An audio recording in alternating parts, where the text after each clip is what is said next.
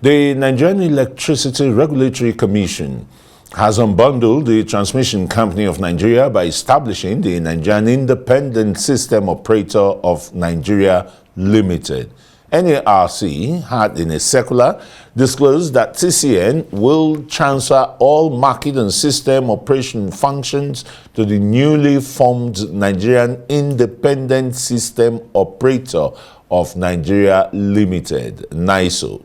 This move is in line with the provisions of the Electricity Act 2023, which provides more precise guidelines for the incorporation and licensing of the independent system operator, previously TCN, held transmission service provider and system operations licenses issued by NERC.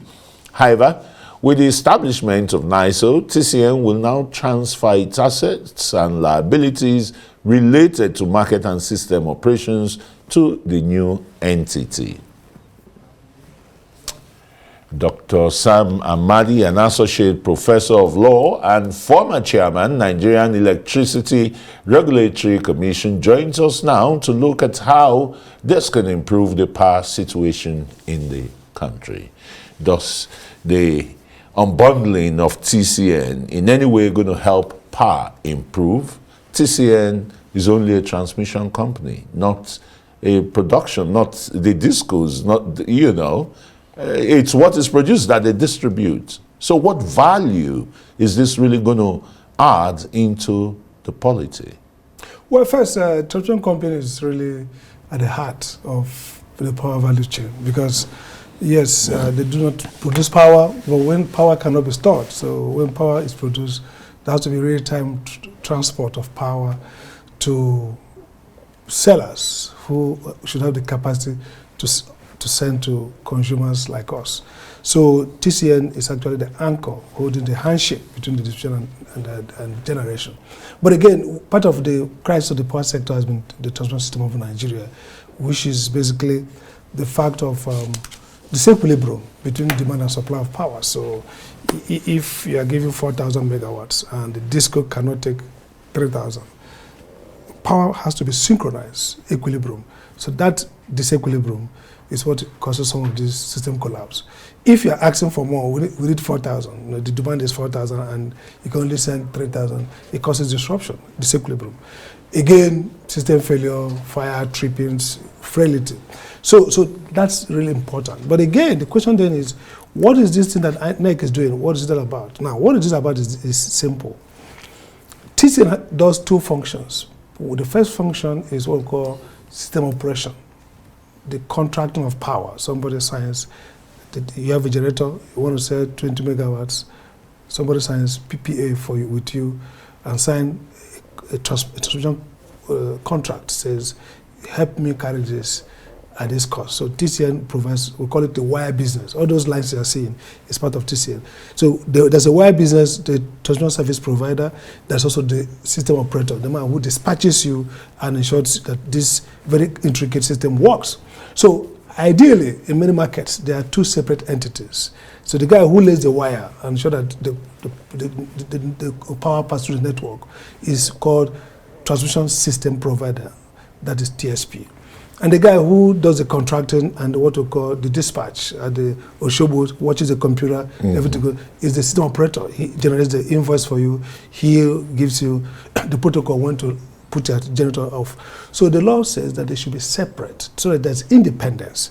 And that TCP, ISO, which is independent system operator, ideally many jurisdictions are owned by the markets, not the government. So everybody is like a subscribed common service, non-discriminatory dispatch. So everybody owns it. The law has always said that we should break them up. And when I was there as chairman, we laid that framework that we should license, once the market's ready, they should license it out of the TCN, now TSP. So what NERC has done is to provide that regulatory order and then authorizing the TCN to go and incorporate, authorizing PPA and Minister of Finance to go and incorporate a private company. And then afterwards transition it to, they own it, and then maybe by August, December, when these things are all through and the license becomes active, it will be transitioned to a private company. Now, there are three things to note. One is that this will not should solve the acute financial crisis in the sector easily. The problem of this sector are twofold. One is financial. The shortfall arising because of this forex, the new forex policy, is huge. So when the minister talks about 2.9 trillion as possible subsidy for electricity, what the cost of it, that's not subsidy. What the cost of this debt, what we cannot pay.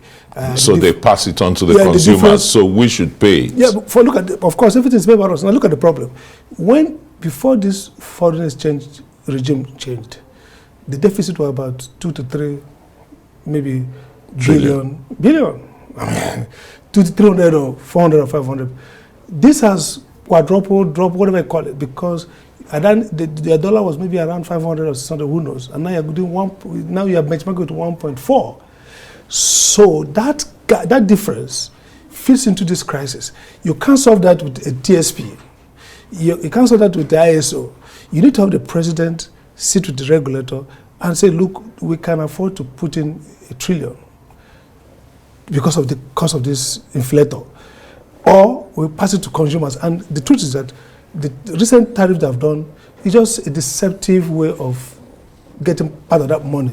There's nothing, it's not sustainable. The Nigerian consumer is just unduly being fleeced by government. So you need I asked you that question, some weeks ago. So what the NERC is struggling with, and I pitied NERC. But why should we pay? No, why should the Nigerian consumer pay for the inefficiencies of, the actors in the discos? Yeah, why? No, you shouldn't pay for the inefficiency. That's why you need to do a proper rebasing and cost analysis.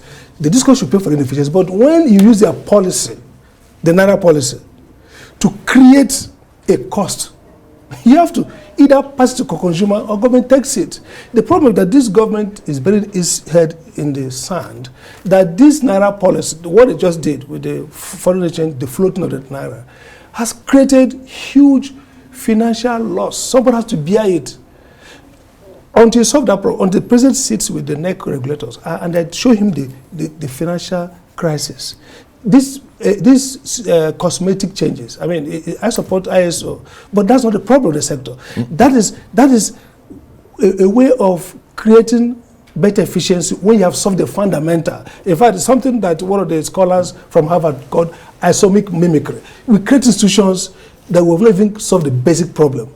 If you bring ISO today, how will it change the game if you are still having this deficit of power generation? So the critical issue that this is good, but this seems like cosmetic. It's not what is needed at this time. What is needed are two things. One, get a hold on this financial crisis. Two, get back to rebase this market in a way that you get the real cost, so that the discos. By the way, if you look at the Transcorp group, they made a huge profit. They are doing well. Good profit. So they arguably, forget the stories about shortfalls. It's true.